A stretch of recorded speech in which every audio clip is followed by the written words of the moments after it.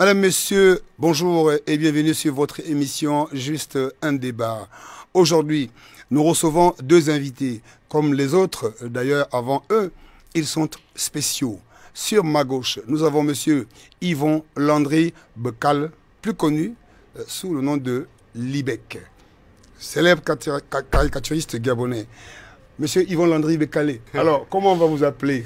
Libek, Landry Yvon Bekale à l'état civil, ou bien Libek? Que choisissez-vous comme... Libek, tout le monde connaît Libek. Personne ne connaît Yvon. Tout le monde connaît le nom. À part mes parents, bien sûr.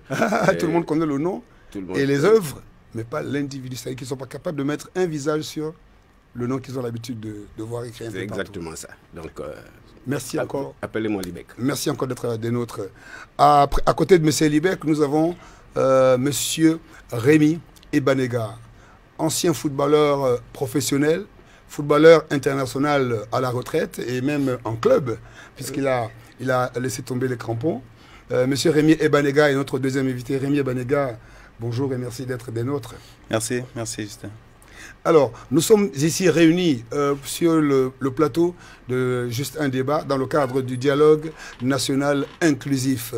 Lequel dialogue a été organisé pour amener et inviter les Gabonais à se parler pour pouvoir refonder la République. Cela sur la base des contributions que les compatriotes ont envoyées. On parle de 38 000, pas plus, pas moins. Monsieur Yvon Landry Bekale, que vous inspire d'abord cette opportunité, cette rencontre d'être ici aujourd'hui au stade de l'Amitié d'Angonje pour dialoguer? Écoutez, ça a été d'abord un honneur pour moi d'être appelé à participer à ce dialogue. Je suis quelqu'un qui ne sort pas beaucoup et qui a toujours regardé la politique de très loin, d'ailleurs de très très loin. Et donc me retrouver à ce dialogue a été un plaisir d'abord de me rapprocher de ce qui se faisait pour le pays, d'être au cœur même de ce qui va être fait pour les années à venir, de participer à travailler sur les propositions des populations gabonaises, parce que la contribution, tout le travail s'est fait autour de la contribution des Gabonais. Nous ne sommes pas venus, nous, avec des idées préconçues, toutes prêtes. Nous n'avons pas discuté pour nos propres intérêts, mais pour les intérêts de toute la nation, de tous les peuples, à partir de ce que les Gabonais ont produit comme proposition, comme piste de solution, et enfin, en gros de leur contribution. Et donc, c'est un travail qui s'est passé de manière assez agréable.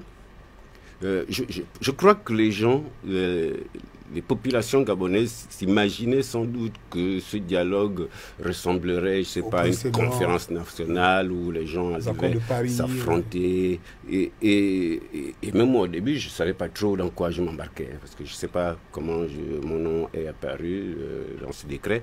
Et puis je suis arrivé un peu de manière... J'étais un peu sceptique en me disant, qu'est-ce que je vais faire là-dedans? Et au fil des jours, je me suis pris au jeu. Et je pense que ceux qui regardent ça de l'extérieur et qui ne savent pas vraiment exactement ce qui se passe, se demandent, et j'entends bien les critiques, je comprends ceux qui critiquent, qui disent tout et n'importe quoi sans vouloir trop frustrer quelqu'un. Ce qui se fait ici est quelque chose d'assez inédit.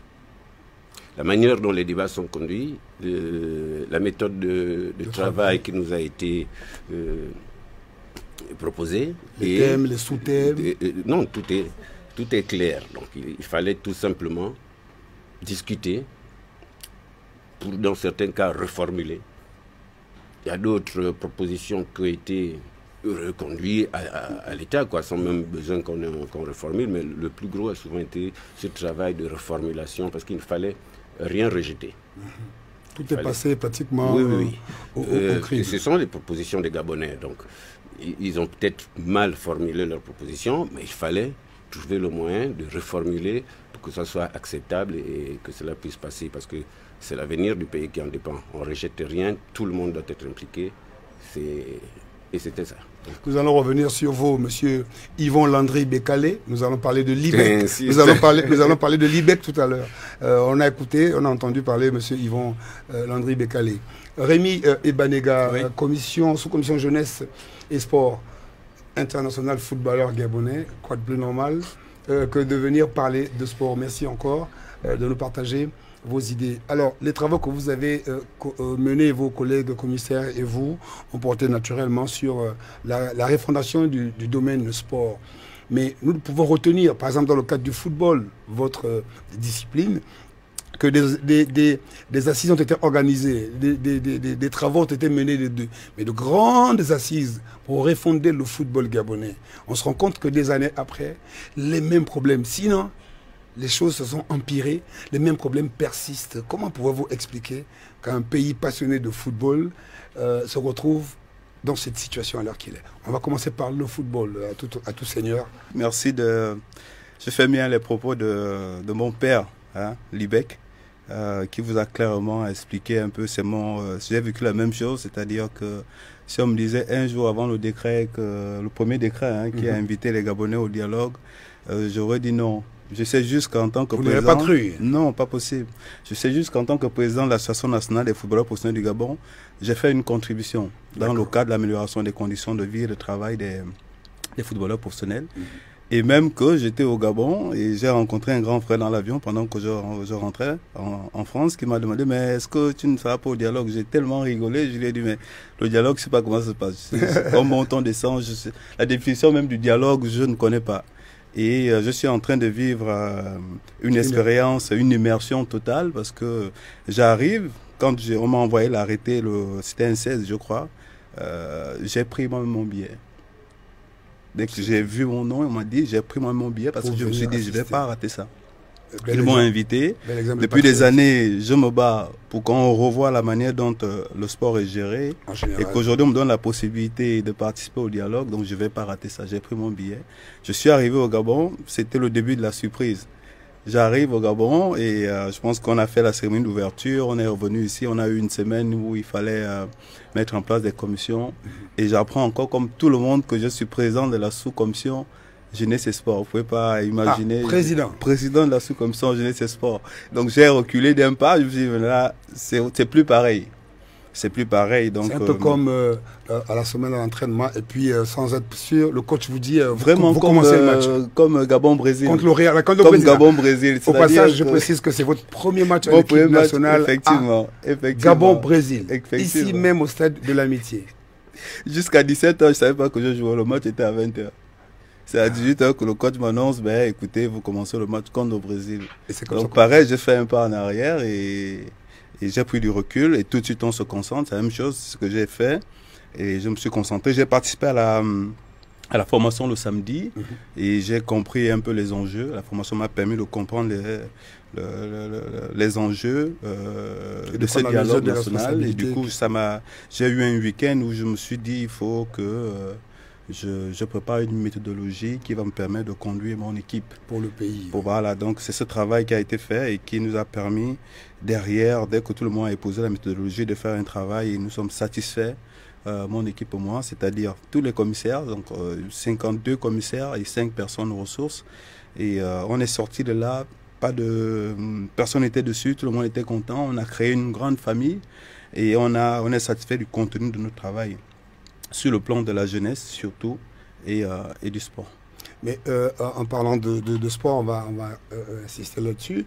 On constate qu'il y a une certaine disparité entre les fédérations sportives nationales, qui toutes sont affiliées naturellement au Comité national olympique. Je veux dire, la Fédération gabonaise de football est mieux logée que par exemple celle du tennis de table ou de volleyball ou de basket. Certaines n'ont même pas de siège. C'est les bureaux, les ordinateurs des dirigeants qui font office de bureau. Je pense que le problème est plus profond. Et c'est ce que j'ai toujours dit, le peu de connaissances que j'ai eues, parce que quand j'ai terminé le foot, j'ai pas terminé le foot de mon gré. J'ai eu une blessure qui m'a poussé à m'éloigner des terrains et j'ai continué mes formations en management du sport. Le problème dans le sport, je vais le résumer sur les personnes ressources. Le Gabon n'a pas de personnes ressources jusque-là compétentes à assumer certaines postes où nous devons déployer les politiques publiques sportives. Et on l'a démontré. Pourquoi? Parce que la seule institut qui forme dans les questions de sport, c'était l'INJS. Oui, l'Institut national de la jeunesse et des sports. Voilà, dans le principe de l'INSEP bien avant. Sauf que les Français ont compris les changements parce qu'ils avaient du retard sur l'Allemagne, l'Angleterre, l'Espagne. Ils ont compris qu'il fallait, au-delà de former les athlètes, des préparateurs physiques, les professeurs d'EPS par exemple, il fallait également intégrer au sein des universités maintenant des écoles de commerce, le management du sport. Parce qu'une organisation sportive a deux axes, l'axe administratif et l'axe technique. Sauf que nous, au Gabon, l'INJS ne forme que les techniciens.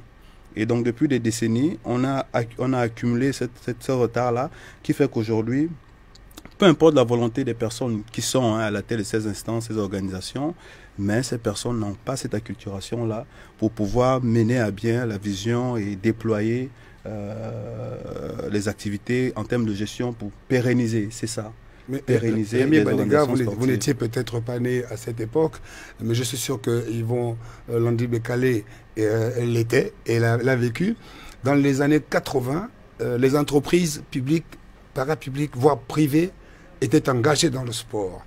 Je vais vous prendre l'exemple de Sogara, qui avait une équipe de handball, qui avait une équipe de football, vous aviez la police, vous aviez toutes les entités, même l'ASGA, Société gabonaise d'assainissement, comme on dit, entreprise de collecte d'ordures, avait un club de football.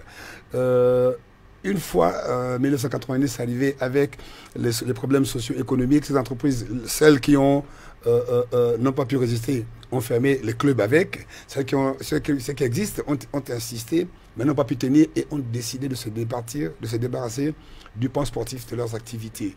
Aujourd'hui, on n'a pas de championnat national de football. Les conséquences, vous allez peut-être confirmer, se font ressentir au niveau de l'équipe nationale.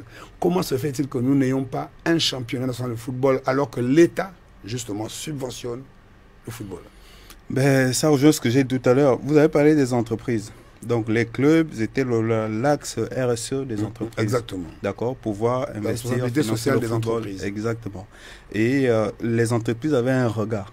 C'est-à-dire que vous aviez une association sportive, certes, mais là-dedans, vous avez les professionnels de ces entreprises-là qui avaient un regard dans la gestion.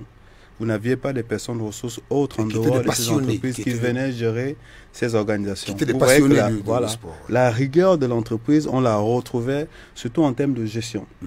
Le problème, c'est en termes de gestion. Je prends des exemples simples. Vous prenez un club aujourd'hui de football, qu'il soit à l'élite ou bien que ce soit un club formateur.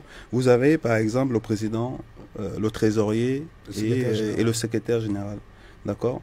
Et comme vous avez dit, vous n'avez pas de siège parce qu'ils n'ont pas compris qu'un club doit se pérenniser. Un club doit créer de la richesse. Donc le gros débat qu'on a eu depuis plusieurs années, c'était au Gabon de dire que la fameuse loi 3562 là, d'accord, qui cadre un peu la création des associations sportives et qui définit que une association sportive est à but non lucratif. Donc c'est rentré dans l'inconscient vraiment des Gabonais dans le cadre du sport qui se sont dit on ne peut pas produire de la richesse alors que ça n'a rien à voir.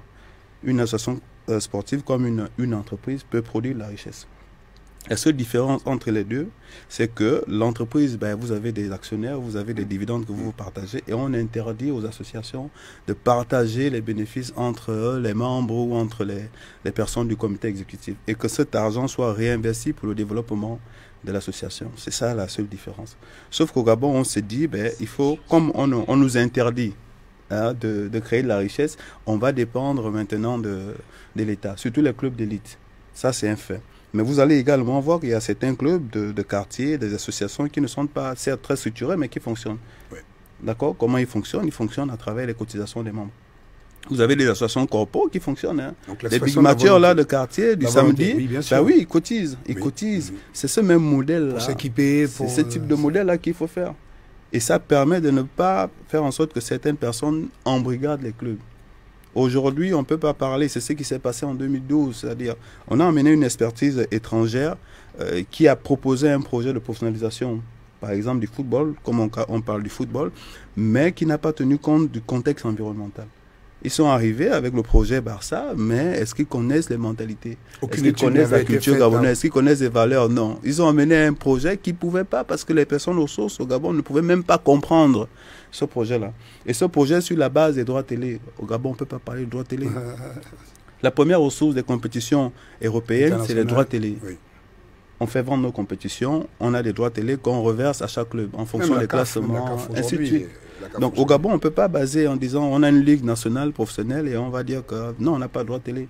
Donc le modèle économique ou la structuration même de cette ligue et des clubs ne peut pas nous emmener à avoir un championnat périn. Donc il faut changer la manière dont ces clubs sont structurés, de les renvoyer à avoir un fonctionnement où la base, c'est les cotisations des membres. Et avoir simplement cette transparence dans la gestion en disant nous avons 8000 membres, chacun a donné 10 000, ben, le calcul est vite fait, on a vite atteint 100 millions par exemple. Le plus important derrière, c'est maintenant avoir une gestion comptable, une transparence qui va faire en sorte qu'en fin d'année, quand on fait un bilan, même celui qui a donné 1000 francs doit savoir où sont allés ces 1000 francs. C'est ce qui va permettre de le fidéliser. Parce qu'il y a des gens, quand un club est né, vous allez voir, tout le monde est dans l'engouement. Un an après, les gens commencent à reculer. Simplement parce qu'il y a une gestion opaque qui se fait où les gens qui ont donné leur argent ne savent pas comment cet argent a été géré. C'est des trucs simples que nous pouvons faire. Le Gabon, c'est 2 millions d'habitants. On peut avoir des bonnes organisations sportives qui peuvent bien fonctionner et avoir un bon championnat. 2 millions d'habitants au Gabon, 2 millions d'autant de passionnés et de lecteurs de M. Libek. Tout à l'heure, nous parlions de M. Yvon Landry-Bécalé. Cette fois, nous allons nous adresser à M. Libek. 2 millions de passionnés. D'abord, pourquoi vous aime-t-on tant? Figurez-vous que des gens achètent le journal dans lequel vous publiez vos caricatures, parfois et uniquement pour lire vos publications. Comment s'est établie cette relation presque fusionnelle entre vous et les lecteurs? Je ne suis pas sûr que les gens m'aiment moi. Les gens aiment mon travail. Ils aiment Libek. Les gens aiment les Gabonitudes. Même pas Libek seulement. Bon, Libek, lui, il apparaît après les Gabonitudes. D'accord. C'est signé Libek. Ce que les gens regardent en premier, c'est cette bande dessinée. Et puis l'auteur vient après. Donc, et puis après, on finit par découvrir l'auteur et peut-être pas l'aimer. Ou ne pas l'aimer. Ça dépend de qui vous... de l'angle de vue. Et donc, les gens aiment plutôt les Gabonitudes parce qu'ils se reconnaissent à travers ces Gabonitudes. Donc, moi, je ne suis que l'instrument qui sert ces Gabonitudes. Vos caricatures sont le reflet, effectivement, du quotidien. Pas le reflet, le miroir même de chaque Gabonais dans son intimité. C'est pourquoi je les ai appelés les Gabonitudes, terme que j'ai créé en 2004 lors de la publication de la première bande dessinée Gabonitudes. Donc c'est en 2004 que j'ai créé cette rubrique pour le journal L'Union. Mais en 2004, Libek, quelle inspiration avez-vous eue de vous lancer dans cette trajectoire, c'est-à-dire le dessin, la caricature, et puis en même temps vous dire que vous pourriez gagner votre vie à travers cela? Comment c'est un pari osé à l'époque, il fallait le faire quand... Oui, ça a été un pari osé, mais un pari que j'ai gagné. Oui. Parce que j'ai toujours eu cette passion pour le dessin depuis mon enfance. Bon, vous pouvez revenir, c'est la question qu'on pose souvent à beaucoup d'artistes. Mais j'ai toujours eu la passion du dessin. Et puis, vous savez, il y a... Dans les années 90, lors de ce qu'on a appelé... La chute du bloc de l'Est et puis... Oui, l'éclosion un peu de cette pseudo-démocratie chez nous. Il y a eu une fusion de journaux, d'expression, certaines formes de liberté d'expression. Il y a eu plein de journaux qui ont vu le jour, presse entre parenthèses dite libre, et la plupart des auteurs, des dessinateurs qui travaillaient pour ces journaux étaient concentrés sur le dessin politique. Comme fait Laurent Lévigo. Non, pas Laurent Lévigo. Laurent Lévigo ne faisait pas dans la caricature politique. D'accord. Mais la plupart des autres dessinateurs qui ont évolué à ce moment-là, comme Payet, qui est encore toujours sur le terrain. Et le célèbre La Griffe, le journal La Griffe. Namon, il y a La Griffe et tout ça. Tous faisaient dans la caricature politique. Je m'y suis essayé à l'époque, j'ai travaillé pour Le Bûcheron, pour Missamou. Et puis après, je me suis dit, mais pourquoi rester là sur des hommes politiques, à les caricaturer, alors que le véritable problème se trouve dans le social. Dans le social. Les Gabonais souffrent. Il faut montrer à ces gens-là comment vivent les Gabonais au quotidien. Il faut montrer à ces gens-là ce qu'ils font aux Gabonais. Et puis j'ai créé les Gabonitudes.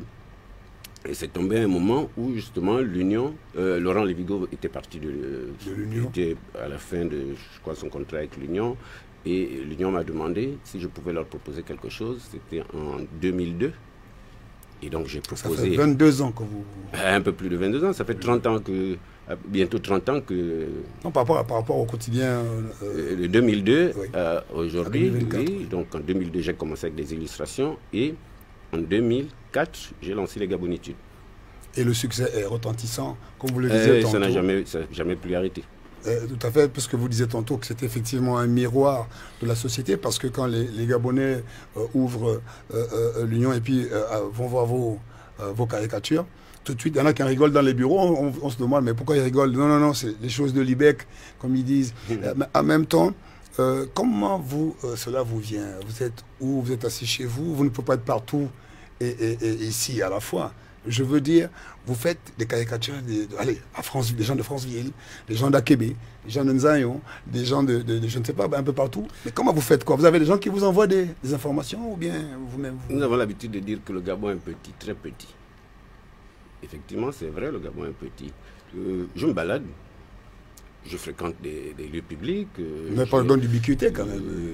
Je bois des bières avec des Gabonais et j'écoute tout. Qui vous font partager parfois.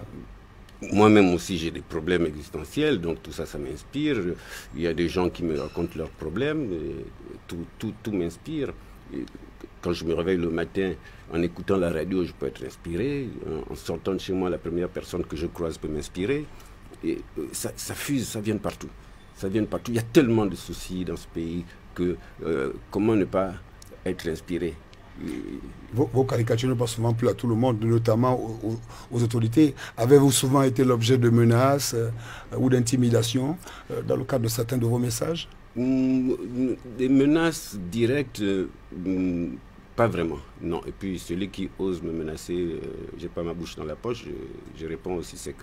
Mais c'est pas souvent vraiment arrivé.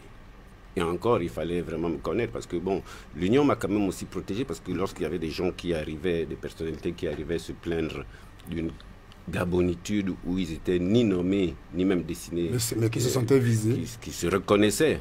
Et donc, lorsqu'ils arrivaient à la rédaction pour se plaindre, je passais à côté d'eux, ils ne savaient pas que c'était moi. Et donc, c'était M. Akwango, le directeur d'exploitation qui venait de discuter avec eux et qui leur faisait comprendre qu'ils étaient fous de venir se plaindre d'une gabonitude où ils n'apparaissaient pas. J'ai vécu des choses comme ça avec ces gens-là. Mais j'ai jamais été vraiment attaqué de front, ni même traîné en justice, parce que ce travail est quand même assez délicat. En face, on a des malins, il faut aussi être malin. Je n'indexe jamais personne. C'est le nom de personne. Je travaille avec beaucoup de finesse. Et d'intelligence, il faut. Et je mets en avant de belles femmes. La femme gabonaise. Oui, oui, parce qu'il faut noter ça. La femme est au centre de tout. C'est la femme qui est la mère. Et même l'emblème de notre nation, c'est une femme. La maternité allaitante, oui. Et donc, moi, je mets toujours la femme en avant.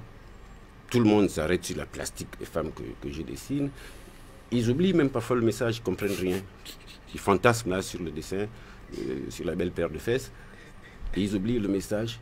Ça, c'est pour les plus malins qui savent que, bon, ok, la femme embrouille, il faut aller chercher ce qu'il y a derrière. Mais Libec, vous n'avez jamais eu peur pour votre intégrité physique, au-delà des menaces et des intimidations? C'est-à-dire, quand vous marchez, vous n'avez pas souvent eu le sentiment qu'on vous suivait, donc de vous retourner à chaque fois? Non, vous vous sentez vraiment libre dans l'exercice de votre métier? Non, j'ai pas vraiment eu peur. Bon, et même lorsque j'ai été suivi, parce que pour dessiner dans ce pays, à l'époque, j'ai été convoqué au CEDOC, où il fallait qu'ils sachent qui j'étais, s'il y avait quelqu'un derrière moi, et tout ça. Donc, j'ai bien vu des gens me suivre, mais je n'ai vraiment pas été inquiété. Alors, le dialogue s'achève. Les sportifs et les footballeurs en particulier, donc votre discipline d'origine, attendent énormément. Au sortir de ce dialogue, pensez-vous que vous pourriez dire « Oui, j'ai été là et j'ai contribué à ce que les choses changent dans le domaine du sport ». Êtes-vous confiant pour la suite? Bien sûr, je suis très confiant et je vais élargir parce que là, on est au-delà du football. Je pense que et même ça faisait partie du travail que j'ai fait avant de commencer le travail en sous-commission, c'était de déconstruire ces préjugés et de repositionner le sport au centre de la politique. Il faut qu'on comprenne parce que le commun des mortels gabonais. Quand on dit sport, on voit football, seulement, ou basket, ou les petites disciplines. Alors que le sport est transversal. Donc, au niveau du sport, il était pour nous important de répondre à la question de comment le sport va répondre aux enjeux politiques, aux enjeux économiques et aux enjeux sociaux. Le sport a cette particularité-là d'être transversal et d'assumer ces trois axes-là. Le soft power sur le plan politique, sur le plan économique, le sport peut contribuer et va contribuer à l'économie du Gabon. Le sport va créer de l'emploi sur le plan social, mais le sport répond aux objectifs, aux ODD, comme on dit, quoi, aux objectifs de développement durable. Donc il est aujourd'hui important, et c'est le message que je passe, qu'on arrête de mettre le sport derrière. Si le Gabon, le nouveau Gabon que nous voulons, veut se développer et veut se positionner, il faudrait qu'on mette le sport au centre. Parce qu'il y a beaucoup d'objectifs qu'on doit atteindre, voilà, au-delà même du sport santé. Ben, c'est vrai qu'on a abordé tous ces aspects, mais je pense qu'il faudrait qu'on arrive à mettre en place. Si ce qu'on a proposé et que les décideurs arrivent à l'appliquer, je pense que le sport va vraiment être un levier de développement. À cela, parce qu'on n'a pas traité des questions de sport, on a traité des questions de jeunesse. Et ça, c'est la clé. Et nous avons démontré, le premier jour en travaux, j'ai expliqué, je leur ai dit, nous avons l'avantage, c'est que notre sous-commission est la base de tout le travail qui va se faire au dialogue. Et tout de suite, ils ne comprenaient pas. Je leur ai dit, nous avons un élément qui n'est pas un secteur d'activité. L'économie, c'est un secteur d'activité. Le politique, social, bien-être, ainsi de suite. Mais nous avons la jeunesse. Donc on ne réfléchit pas sur les questions de la jeunesse comme si c'était un secteur d'activité et comment non. Ici, nous allons ressortir les éléments sur quels sont les besoins de la jeunesse. Qu'est-ce que les jeunes veulent? Et on a eu la chance dans notre sous-commission d'avoir toutes les couches. Le plus jeune ou la plus jeune avait 20 ans et le plus âgé avait 80. 80 ans. 80. Donc notre sous-commission était vraiment composée de toutes les couches, c'est-à-dire les jeunes, des parents qui veulent un avenir meilleur pour leurs jeunes, des grands-parents qui veulent un avenir meilleur pour leurs petits-fils, ainsi de suite. Donc voilà, et il est important derrière aussi de vraiment sortir de là. On est sorti de là satisfait parce qu'on a répondu aux propositions des Gabonais, on a ajouté un peu de cerise pour que tous les éléments qui sont, que ce soit sur le sport, que ce soit sur la jeunesse, et on est même allé au-delà parce qu'on a accompagné de ça des process de mise en œuvre. Parce que le constat également qu'on a fait au Gabon, c'est que, comme vous l'avez dit dès le départ, il y a eu toujours des assises, il y a eu des trucs. Et moi, j'ai toujours dit, quand on fait des résolutions, si on n'a pas réfléchi au process de mise en œuvre, ça va aller dans les tiroirs. Rémi Ebanega, vous avez évoqué la participation dans les sous-commissions de personnes âgées de 20 à 80 ans. Toute chose qui démontre l'intérêt de toutes les couches de la société à pouvoir faire en sorte que les choses changent et que ce pays retrouve ses lettres de noblesse. Yvon Landry Bécalé, que nous avons reçu, était accompagné de l'IBEC. Nous avons passé un très bon moment avec vous, Yvon Landry Bécalé, dit l'IBEC. Rémi Ebanega, footballeur professionnel, ancien international. Merci, madame, monsieur. C'est fini aujourd'hui pour Juste un débat, votre émission. Nous nous retrouvons la prochaine fois.